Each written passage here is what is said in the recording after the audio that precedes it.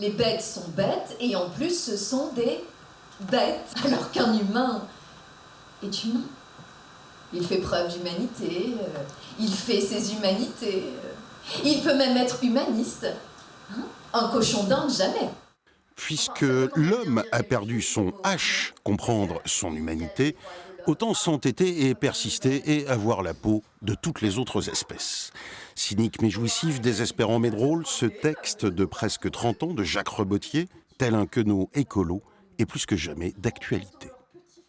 Quand je l'apprenais ou quand mes enfants me le faisaient réciter, ça les faisait rire et puis à la fin ils disaient mais ça me donne un goût pas bon après dans la bouche.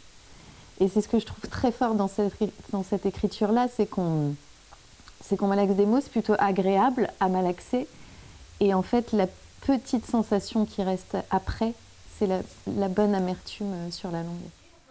Une amertume à l'image du maître des lieux, Michel Bruzat, alors qu'il amène sa création Merci de Daniel Pénac avec Flavie Edeljaume au prestigieux Théâtre du Cloître d'André Benedetto pour le Oeuf d'Avignon.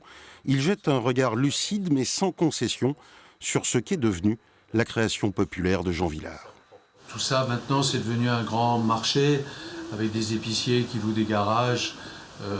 Les Avignonnais louent leur appartement et fuient.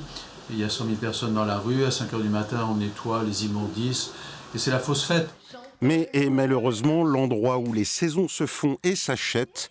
La cour d'honneur est devenue celle du temple, mais sans ses marchands, le spectacle vivant n'aurait plus qu'à crever.